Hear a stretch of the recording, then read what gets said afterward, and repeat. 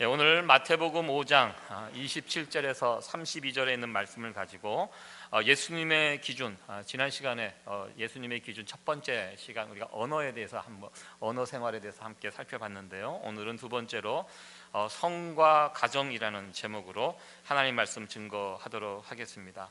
우리가 예수님의 제자로서 이 땅에서 소금으로 빛으로 살아가야 하는데, 어떻게 하면 우리가 이 땅에서 소금과 빛의 역할을 감당할 수 있을까? 지난 시간에 저희들을 언어 생활에 대해서 말씀을 드렸습니다.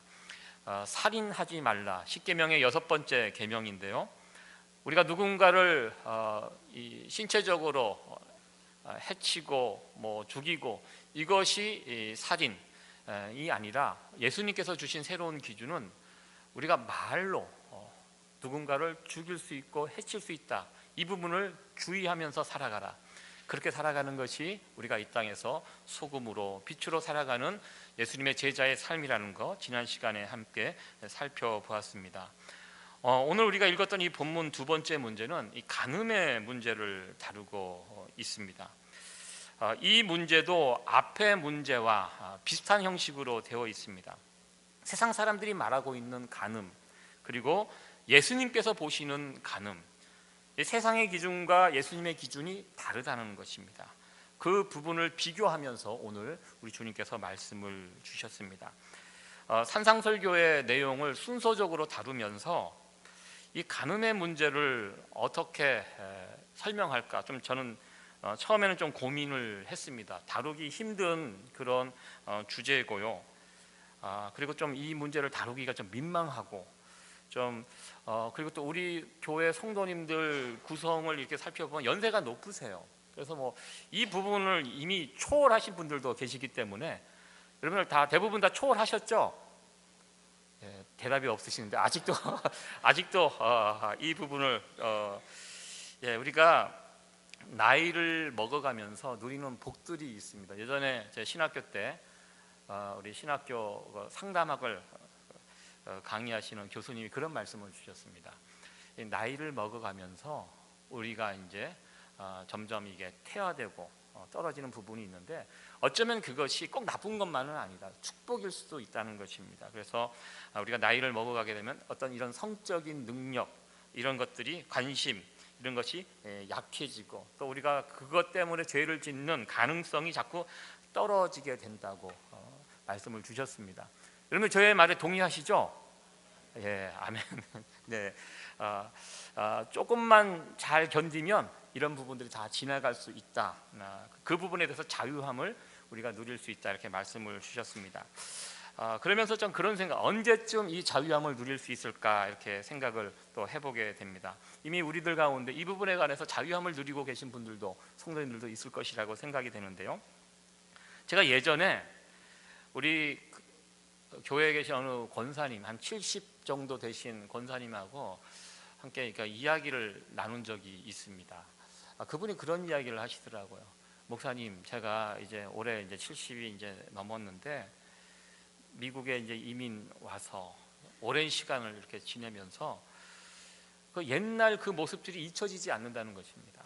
세월은 흘러서 몸은 늙어 있지만, 몸은 그렇지만 내 마음만은 그 18, 17 그 고등학교, 그분이 평양에서 아마 학창시절 다니시고 이제 오셨던 것 같아요. 그 시절 뚜렷하게 생각이 난다는 거예요. 그래서 그 고등학생들 그 심성을 지금도 가지고 있다는 거예요. 그래서 지금도 눈만 감으면 그 시절, 그때 자신의 모습들이 선명하게 떠오른다고 이렇게 말씀을 주셨습니다. 그 말씀을 이렇게 들으면서 정말 그렇구나. 그래서 제가 그분의 눈을 보니까요, 눈은 늙지 않잖아요. 눈동자는 그 옛날 고등학생 그때 그 눈동자가 살짝 보이는 그런 모습을 보면서 조금 슬펐습니다. 여러분들은 어떠하세요? 여러분들 이제 연세가 이제 40대, 50대, 60대를 향해서 이제 가시는데요. 20대, 10대 때 그 모습들이 생각나세요? 다 잊어버리셨습니까? 네. 저도 이렇게 생각해 보니까, 돌이켜 보니까 30년 전, 제가 30년 전 이렇게 계산을 해보니까 1989년도 군생활 할 때였거든요. 정말 또렷하게 생각납니다. 제 옆에 있던 사람들도 따뜻하게 생각나고, 그 환경들 새로 생각이 납니다. 정말 그런 것 같습니다. 세월이 흘러가면 우리의 몸이 이게 늙어가는 것이지 우리의 마음은 늙지 않는다는 것입니다. 여러분들 마음 그대로시죠? 네. 나이를 먹는다고 해서 그래서 누군가에게 호감을 느끼고 또 누군가가 좋아지고 사랑하는 감정이 싹트고 이런 감정이요 나이를 먹는다고 없어지는 것이 아니라는 것입니다. 실제로 제가 그런 경우를 본 적이 있습니다. 뉴욕도 노인분들 모아서 이렇게 진행 노인센터들 있습니다. 어르신들 모여서 거기서 아침부터 이렇게 시간을 보내시고 그 남녀 노인들이 함께 모여서 시간을 보내시는데요. 제가 그 노인센터에서 나이가 80이 지난 분들이 만나서 새로운 가정을 꾸리는 그런 모습을 본 적이 있습니다. 다행히 두 분이 이제 돌싱이라고 하죠. 돌아온 싱글. 남편분은 아내분이 먼저 돌아가시고 우리 여자 권사님은 남편분이 이제 한국에서 일찍이 돌아가시고 혼자 이렇게 사시는데 그 시니어 센터 거기에서 두 분이 만나서 연애를 하시고 그리고 결국 새로운 출발을 하게 되었습니다. 그래서 우리 목회자들이 또 담임 목사님도 그렇고 그냥 이렇게 사시면 안 된다. 그래서 뭔가 좀 이렇게 우리가 교회에서 결혼식을 할 수는 없지만 그래도 뭔가 좀 모여서 같이 예배드리고 식사하고 어떤 그 세레모니가 있어야 되지 않을까 그래갖고 두 분을 모시고 우리 목회자들끼리 함께 식당에서 식사를 하고 또 간절히 예배드리고 또 새롭게 출발하는 그 가정을 위해서 축복기도 하고 그렇게 하면서 그렇게 하고 공식적으로 교회 공식적으로 이 두 사람이 이제 정식 부부가 됐음을 알리고 나이 80 넘어서 그렇게 지금도 잘 가정을 꾸리고 행복하게 살고 계십니다. 그래서 제가 그때 그 남자분에게 아주 뜻밖의 이야기를 듣게 되었습니다. 어떻게 하다가 이런 결정을 하게 됐는지 그분이 이야기를 하시더라고요. 그 여자 권사님을 첫 번째 만났을 때 첫눈에 반했다고. 도저히 이해가 안 되는 그런 상황이었어요. 저도 이게 첫눈에 반할 수 있구나. 그래서 늘 오랜 시간 또 몇 년 동안 가슴에 품고 흠모하면서 지냈다고 합니다. 그래서 용기를 내서 말을 하게 되었다고 합니다. 그래서 결국 이제 맺어지고 그렇게 또 가정을 꾸리게 되었는데요. 누군가를 이렇게 좋아한다는 감정 결코 나이를 먹는다고 해서 이게 사라지지 않는 감정이라는 것입니다. 그래서 우리가 언제나 이 부분을 조심스럽게 항상 다룰 수 있어야 한다는 것입니다. 나이가 많든 적든 이 부분 항상 우리가 조심해야 될 부분이구나라는 생각을 해보게 되었습니다. 오늘 예수님께서 우리에게 주신 이 말씀은 우리들의 성에 관한 그런 부분입니다. 이 성은요 하나님께서 우리에게 주신 축복이라고 저는 믿습니다. 그리고 이 성은요 항상 성경도 그렇고 예수님도 그렇고 이 성이 인정되는 것은요 부부간, 정식 합법적인 부부관계에서 이루어지는 성, 그 성이 하나님께서 인정하시는 성이고 축복이라는 것입니다. 그 외의 관계에서 이루어지는 성은 다 불법적인 성이라는 것, 이것이 성경은 간음이라는 것으로 표현을 하고 있습니다. 제가 오늘 말씀을 드리고 싶은 것은 이 간음 문제, 우리가 어떻게 이 문제를 바라봐야 하는가, 이 질문을 먼저 해보게 됩니다. 왜냐하면 세상이 바라보는 간음과 성경이 말하는, 특별히 예수님이 말하는 간음이 그 기준이 다른 것을 우리는 보게 됩니다. 우리가 일반적으로 생각하는 이 간음이라는 것은 굳이 제가 따로 설명을 안 드려도 여러분들 잘 알고 있는 죄일 것입니다. 일반적으로 결혼한 남녀 밖에서 이루어지는 관계가 바로 간음입니다. 이 구약 시대는요 이 간음을 엄격하게 다루었습니다. 신명기 22장 22절 이하에 보면 신명기법이 있습니다. 굉장히 엄합니다. 어떻게 합니까? 간음하다가 걸리면 돌로 쳐 죽였습니다. 율법에 그렇게 되어 있습니다. 이 결혼한 사람들이 이 죄를 저질렀을 때는 돌로 쳐 죽여서 이스라엘 안에서 이 죄를 없애도록 하나님께서 명령하셨습니다. 그러나 결혼하지 않는 사람이 이 죄를 저질렀습니다. 어떻게 하냐면 데리고 살면 됐습니다. 결혼하지 않는 남녀가 결혼하기 전에 이런 죄를 저지르게 되면 그 남자가 그 여자를 버리지 않고 데리고 살면 용서함을 받았습니다. 대신 버리면 돌에 맞아 죽게 했습니다. 이 법이요, 예수님 당시도 아마 우리도 기억하실 것입니다. 간음하다 현장에서 붙잡힌 그 여인, 그 동네 사람들이 어떻게 하려고 했습니까? 돌을 들어서 죽이려고 했습니다. 모세의 율법이 예수님 당시까지도 이렇게 내려왔다는 것입니다. 돌로 쳐 죽인다. 이 굉장히 어떻게 보면 과한 법 같습니다. 이 간음을 했는데 이것을 해결하는 것으로 돌로 쳐 죽인다는 것. 이 하나님의 율법이 참 무섭습니다. 그러면서 그런 생각을 해보게 됩니다. 너무 과한 것은 아닌가? 그렇다고 사람을 죽이기까지 할 수는 없는 것이 아닌가? 이런 생각을 해보게 됩니다. 한국도 얼마 전에 이 법이 폐지가 된 거 아마 아실 것입니다.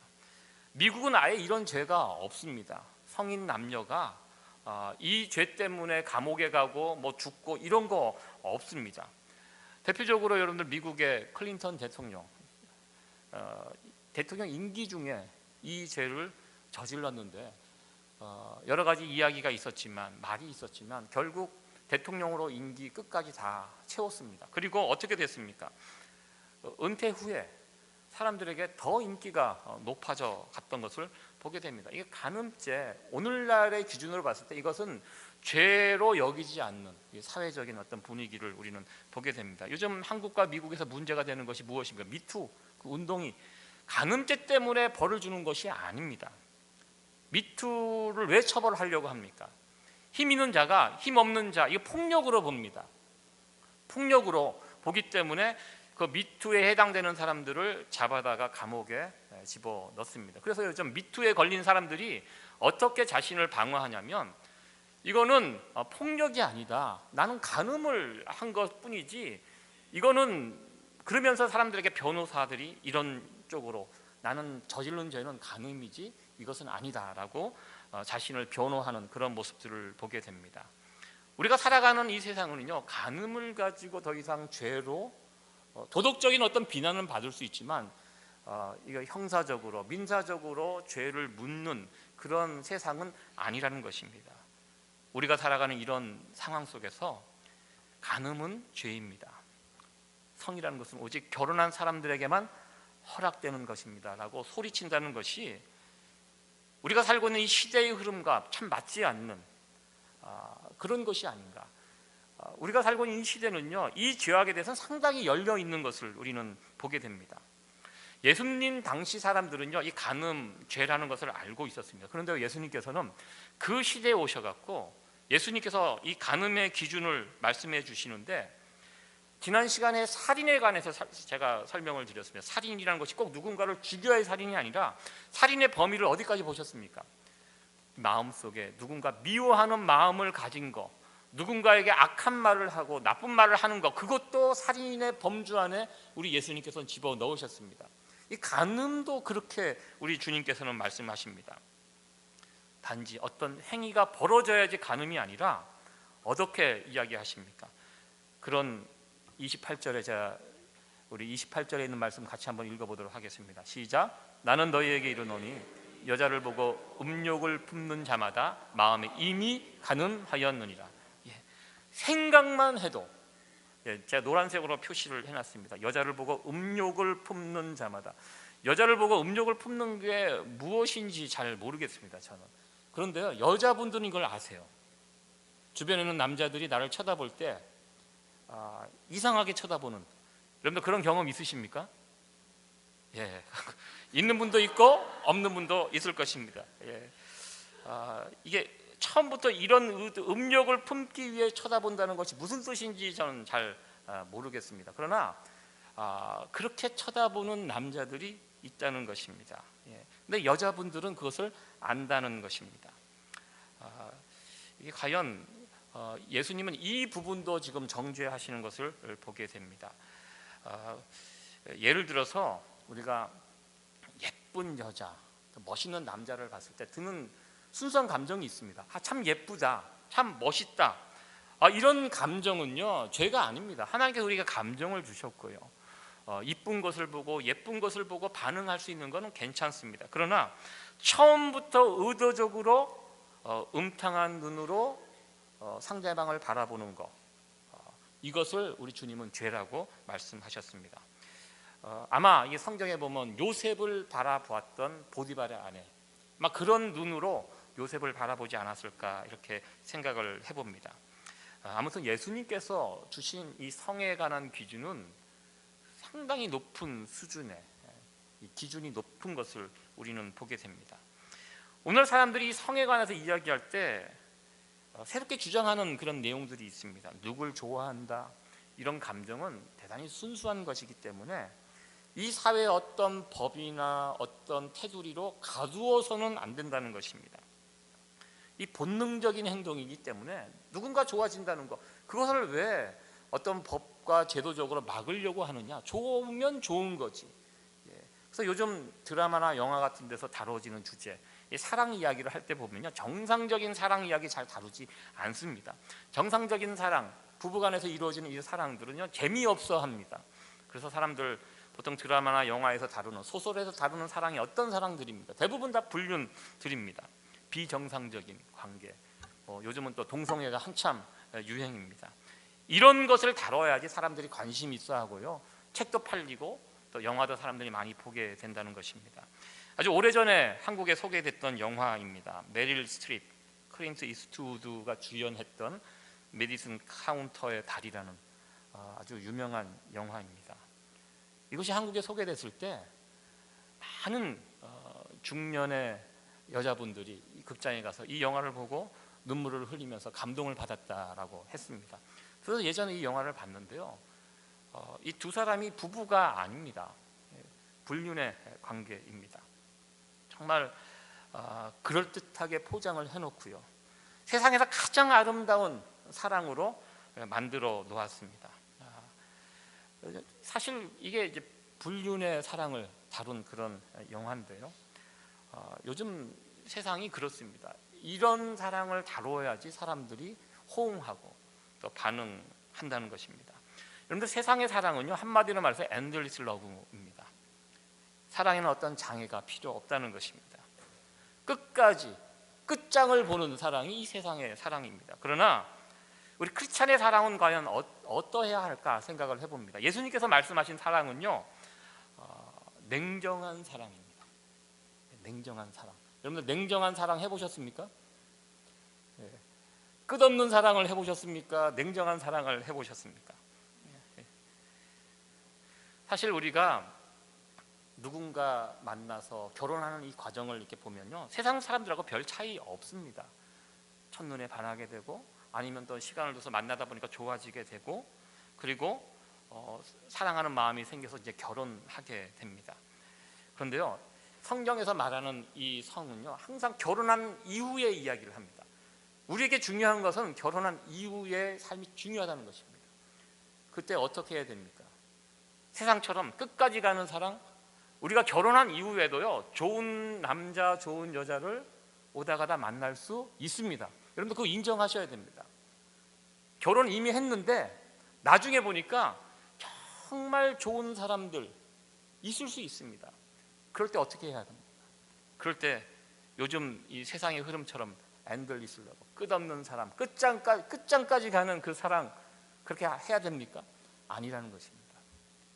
예수님께서 말씀하신 사랑은 냉정한 사랑입니다. 내 감정이 그렇지만 하나님이 나에게 주신 또 다른 하나의 이성으로 그것을 누르고 컨트롤하고 지켜가는 것, 우리 크리스찬의 사랑은요 그래서 냉정한 사랑이어야 한다는 것입니다. 예수님은 간음은 죄라고 말씀하십니다. 그리고 더 나아가 남자를 볼 때, 여자를 볼 때 음욕을 품으면서 바라보는 것, 그것까지도 죄라고 말씀하십니다. 이게 얼마나 심각한 죄인지 예수님께서 경고하셨어요. 그 말씀이 29절 30절 말씀입니다. 예수님의 경고가 무엇인지 같이 한번 들어보도록 하겠습니다. 같이 한번 읽어보겠습니다. 시작. 만일 내 오른눈이 너로 실족해 하거든 빼어내 버리라. 내 백체 중 하나가 없어지고 온몸이 지옥에 던지우지 않는 것이 유익하며, 만일 내 오른손이 너로 실족해 하거든 찍어내 버리라. 내 백체 중 하나가 없어지고 온몸이 지옥에 던지우지 않는 것이 유익하니라. 사실 저는 이것을 아멘하기가 쉽지 않습니다. 굉장히 무서운 말씀이에요. 잘라버리라는 얘기입니다. 실제로 이 말씀을 문자적으로 받아들여서 중세시대에는 정말 자신의 신체의 일부를 자르는 사람들도 있었던 것을 보게 됩니다. 이 말씀은요, 예수님께서 정말 그렇게 잘라버리라고 하신 말씀이 아니에요. 이건 강조법입니다. 왜? 이 음욕을 품고 간음죄에 빠지고 어떻게 해서든 수단과 방법을 가리지 말고 그 죄만큼은 피하라고 우리 주님께서 아주 이런저런 비유를 가지고 강하게 우리에게 주신 말씀이라는 것입니다. 왜 손발을 자릅니까? 손발을 자른다고 그런 감정이 사라집니까? 모든 것의 출발은 우리 가슴 아닙니까? 마음 아닙니까? 목을 잘라야죠.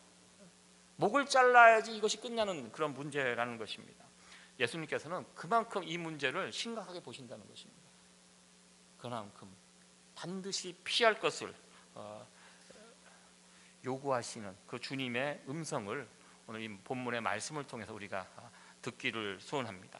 예수님은 이어서 그 다음 문제로 이혼 문제를 또 이렇게 다루고 있습니다. 이 이혼 문제를 다루는데 이혼 증서라는 그런 어떤 그 표현을 하고 있는데요. 처음에는 간음 문제, 순결, 그리고 이혼. 어떻게 보면 이혼 문제는 가정 문제입니다. 이거 다 연결이 되어 있다고 이렇게 우리 주님께서 설명을 하시는데요. 오늘날 우리가 이혼율이 점점 이제 높아지고 있다는 뉴스, 그건 더 이상 뉴스가 아닙니다. 예전에는 미국의 이혼율이 높다고 하지만 한국은 정말 모든 분야에 빠른 것 같습니다. 금방 이제 한국이 따라잡아서 뭐 5쌍 중에 1쌍, 4쌍 중에 1쌍 뭐 이렇게 지금 이혼하는 가정이 늘어가고 있다고 합니다. 그러나요, 오늘 주신 예수님의 말씀을 이렇게 들여다보면 단순히 이혼하지 말라, 뭐 그것을 우리에게 주시기 위해서 주신 말씀은 아니라는 것입니다. 이혼 증서의 이야기를 지금 하고 있는데요. 그 당시 예수님 당시 사람들이 이혼을 쉽게 했던 것 같습니다. 신명기 24장에 보면 거기에 이혼 증서가 설명이 되어 있습니다. 이혼 증서를 언제 이혼 증서를 써서 주냐면 아내와 남편이 이제 결혼을 했는데요. 결혼을 했을 때 아내에게 수치된 부분이 발견이 되면 이혼 증서를 써서 공식적으로 갈랐을 것을. 그러니까 이 여자에게 자유를 주는 의미로 이혼 증서를 써서 주라고 이렇게 이야기했습니다. 신명기 24장은요, 특별히 사회의 약자들을 보호하는 규정들이 거기에 되어 있습니다. 그러니까 여자들이 약자입니다. 오늘날 우리가 사는 세상은 남자와 여자의 지위가 그래도 차이가 있지만 옛날에 비해서 여성의 지위가 많이 올라갔습니다. 그러나 예수님 당시 그리고 구약 시대 당시는 여자의 지위가 형편없이 낮았습니다. 어린아이와 여자들은 카운트도 하지 않았습니다. 그런데 모든 것이 남자 중심으로 이루어지는 사회였습니다. 남자와 여자가 결혼을 했는데요, 남편이 아내가 마음에 안 들어요. 그래서 버려요. 버리고 남자는 새로운 데 가서 또 장가들고. 옛날 그렇게 이제 합니다. 그러면 이 여자가 너무 불쌍하다는 것입니다. 결혼한 사람이기 때문에 새로운 출발을 할 수 없는 거예요. 그래서 하나님께서는 이 여자들을 보호하기 위해서 공식적으로 이혼 증서를 써서 주면 이 여자는 새로운 출발을 할 수 있다는 것입니다. 그러니까 이 여자를 보호하는 의미로 이 이혼 증서를 써서 갈라질 것을. 그러니까 이혼을 조장하는 의미가 아닙니다. 이 여자를 보호해주는 의미로 이혼 증서를 이렇게 쓰라고 신명기 24장에 그런 의미로 이 말씀을 주셨습니다. 그런데요, 이 말씀을 가지고 이 율법을 가지고 예수님 당시 사람들은 정말로 엉뚱하게 이혼 증서를 남발하면서 살았던 것을 보게 됩니다. 수치된 일이 발견되면 이혼 증서를 써서 보내라. 이것을 그 당시 예수님 당시 바리새인과 서기관들이 어떻게 해석을 했냐면 이 수치된 일이라는 것이 어떤 성적인 문제에 관한 이 부분에 국한된 것입니다. 그런데요, 이것을 어디까지 해석을 했냐면 내가 아내와 같이 살고 있는데 어느 날 그 집에 남편의 친구가 이렇게 찾아왔어요. 그래서 급하게 이제 빵을 구워서 대접을 해야 되는데 빵을 이 아내가 급하게 하다 보니까 태워버렸어요. 그러니까 이게 태워버린 것이 그 집안의 남편에게 수치가 되는 일이에요. 그러면 그렇게 했을 때 이 자기 아내를 버릴 수 있다. 여러분들 이게 말이 안 되죠? 예, 그것 때문에 수치를 느꼈다고. 더 나아가 어떤 일도 있었냐면 길을 가다가 예쁜 여자를 봤어요. 근데 내 옆에 있는 아내는 너무 못생겼어요. 비교해 보니까. 그래서 수치감을 느끼는 거예요, 남편이. 그래서 자기 아내를 버리는 거. 이게 수치된다는 이 표현을 가지고 굉장히 확대 해석을 하면서 이 이혼 증서를 남발하는 사회가 예수님 당시 사회였다고 합니다. 지금 생각해 보면 여러분들 말이 안 되죠, 우리 여성분들. 조선 시대에 그런 게 있었잖아요. 칠거지약이라고 해갖고 버리는. 그러니까 좀 약간 떨어진 사회, 복음이 들어가지 않는 사회는 여성들의 지위가 그렇게 낮습니다. 그래서 예수님은 그 당시 사람들에게 그렇게 하지 말라는 것입니다. 그러면서 그렇게 버린 사람은 결국 그 사람도 가늠한 사람이다. 왜? 첫 번째 이 결혼이 정리가 안 된 것인데 자기 마음대로 정리하고 새롭게 결혼하면 이미 그 사람도 가늠한 사람이라고 우리 주님은 그렇게 말씀하셨습니다. 예수님의 말씀은요, 이혼을 쉽게 하지 말라는 그런 말씀입니다. 그 가정 안에서 특별히 남편에게 주신 말씀입니다. 자기 아내를, 연약한 아내를 귀히 여기고 절대로 자기의 어떤 이기심 때문에 그 가정을, 그 결혼을 이용해서는 안 된다라는 의미로 오늘 이 말씀을 주셨습니다. 보통 이 교회 요즘 이혼율이 참 많이 올라갔습니다. 그래서 이혼이라는 이 말이 예전에는 교회 안에서 금기였습니다. 잘 하지 않았습니다. 보통 목사님 찾아오시면 이혼 못하게 합니다. 저도 누군가 이 가정의 어떤 어려움이어서 찾아오시면 최선을 다해서 말립니다. 못하게 합니다. 그럼에도 불구하고 세상 사람들이나 교회 다니는 사람들도 이혼율이 별 차이가 없는 것을 보게 됩니다. 예전에 제가 만났던 어느 선배 목사님이 그런 말씀을 주셨습니다. 자기 교회 어느 여자 집사님이 계신데 자기를 찾아와서 이혼하고 싶다고 상담을 하셨다고 합니다. 이유를 들어보니까 상당히 일리가 있는 말이에요. 남편이 노름에 빠져갖고 막 집안에 있는 재산들이 막 줄어가는 중. 그분이 세탁업을 하셨는데 세탁소가 여러 개가 있었어요. 다 막 넘어가고 막 그러는 가운데 이 사람하고 더 이상 살 수 없어 이혼을 해야 되겠다. 그래서 내가 지금 일하고 있는 이 세탁소 지키고 내 자녀들하고 먹고 살아야 되니까 이혼하고 싶다고. 그럴 때 목사님이 이야기를 들어보니까 일리가 있어요. 그러나 목회자로서 이혼만은 안 됩니다. 끝까지 말렸대요. 그래서 그 여자 집사님이 눈물을 머금고 목사님의 말씀에 순종하고 이혼을 안 하셨어요. 그런데 어떻게 됩니까? 결국 그 마지막 남아있는 가게도 빼앗기게 되고 자녀들은 경제적인 어려움을 당하고 결국 그 집사님이 교회를 떠나게 되었다고. 그러면서 차라리 그때 내가 허락할 걸. 그래서 그 가정, 그래서 아이들을 어떻게든 그 마지막 그거라도 지키게 해줄 걸 하는 그런, 이게 이혼이란 문제가 그렇게 쉬운 문제가 아니라는 것을 이야기를 해 주셨습니다. 부끄러운 고백이지만 저도 저희는 뭐 행복하게 잘 살지만 제 얘기를 하니까 여러분들 놀라시는데요. 제 동생이, 둘째 동생이, 저하고 그냥 5살 차이가 나는 둘째 동생이 있는데요. 그 가정이 결혼하고 한 3년 정도 있다가 깨지게 되었습니다. 처음부터 그 결혼을 저희들이 반대를 했어요. 그 신부 측이 예수를 믿지 않는 가정이었습니다. 그래서 저희들이 막 반대하고, 또 저희 아버님이 굉장히 엄하신 분이었습니다. 반대하고 그렇게 해서 우여곡절 끝에 이제 결혼을 했어요. 제가 그때 결혼식 때 나가서, 한국에 나가서 그 사돈 되시는 분들 제가 대신 중간에서 역할을 했습니다.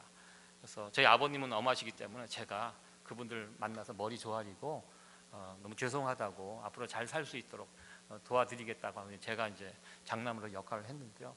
한 3년 살다가 결국 헤어지게 되었습니다.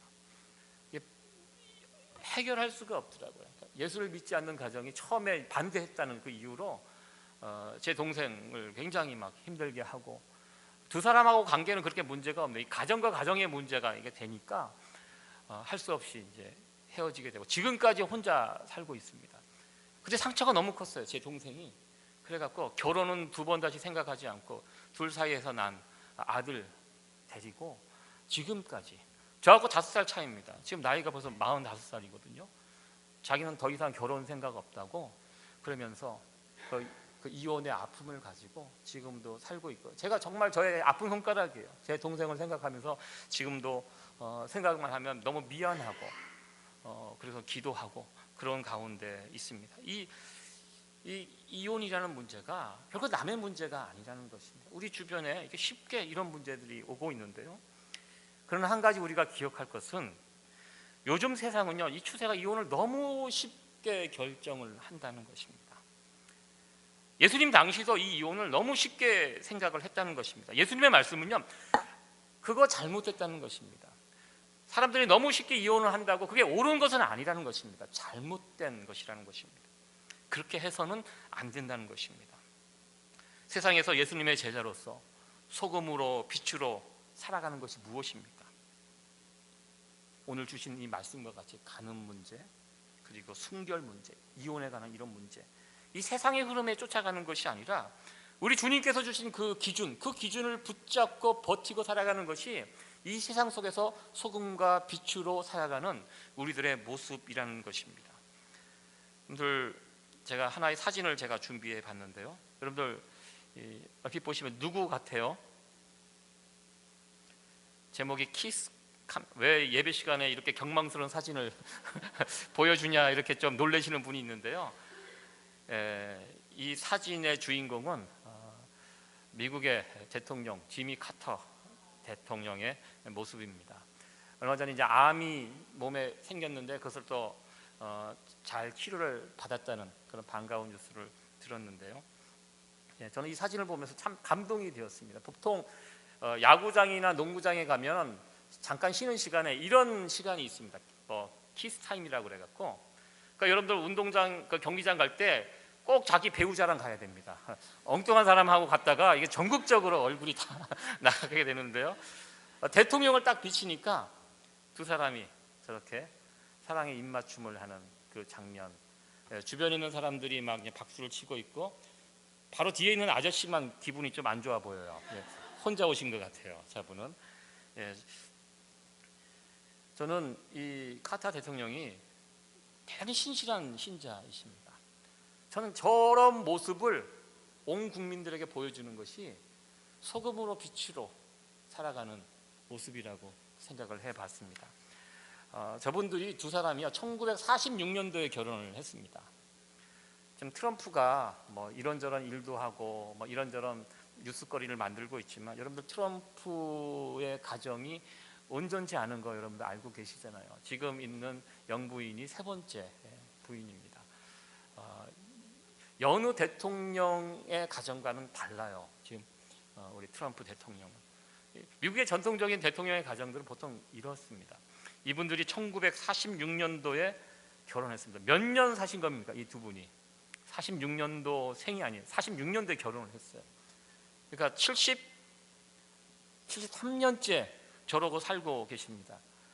우리 낸시 저 여자 우리 영부인 조금 지겨워하시는 표정 같죠? 73년을 한결같이 저런 모습으로 살아가는 그 모습, 이 자체가 우리에게 주는 메시지가 있다고 저는 생각을 해보았습니다. 예수님의 제자로 우리가 이 땅에 소금으로 빛으로 살아가는 것이 무엇인가? 저렇게 사는 것입니다. 행복하게 가정을 세우고 자기 연약한 아내를 귀히 여기고. 제가 이런 얘기하면 어느 남자 집사님이 그러시더라고요. 제 아내 절대 연약하지 않다고. 그래도 성경에서 여자가 남자보다 연약합니다. 연약한 자를 귀히 여기고 가정을 이끌어가는 이런 모습 자체가 정말로 오늘의 이 시대에는 소금으로 빛으로 살아가는 그런 모습이라고 저는 생각해 보았습니다. 여러분들, 세상을 쫓아가다가는 망합니다. 그들은 뭐 대단한 것 같지만요, 사실 조금만 들여다보면 아무 생각 없이 살고 있습니다. 본능에 충실하게 그것이 맞다고 목소리 높이면서 살지만 결국 그 세상의 모습과 쫓아가게 되면 그 결국은 망하게 된다는 것입니다. 로마서 12장 2절에 있는 말씀 우리 같이 한번 읽어보도록 하겠습니다. 시작. 너희는 이 세대를 본받지 말고 오직 마음을 새롭게 함으로 변화를 받아 하나님의 선하시고 기뻐하시고 온전한 뜻이 무엇인지 분별하도록 하라. 아멘. 이 말씀을 우리가 깊이 더 묵상하시면서 우리가 이 세상이 얼마나 타락하고 성적으로 어지러운 그런 세상에서 우리가 살아가고 있습니까? 이 세상의 기준을 쫓아가다가는 난리 납니다. 큰일 납니다. 우리는 예수님께서 주신 이 수준 높은 이 기준을 붙잡고 살아갈 수 있는 그런 저와 여러분이 되어지기를 간절히 소원합니다. 이 악한 세상에서 우리가 소금으로 산다는 것, 빛으로 산다는 것 무엇인가? 예수님의 기준을 붙잡고 살아가는 삶이라고 저는 그렇게 믿습니다. 정상적인 하나님께서 우리에게 주신 이 가정 안에서 남편과 아내가 서로 사랑하며 서로를 섬기며 우리의 건강한 그런 행복한 이 결혼 생활, 부부 관계 이런 모습을 통하여 이 사회에 빛으로 그리고 소금으로 살아갈 수 있는 저와 여러분들, 저와 여러분의 가정, 온 교회가 되어지기를 간절히 소원합니다. 네, 기도하시겠습니다.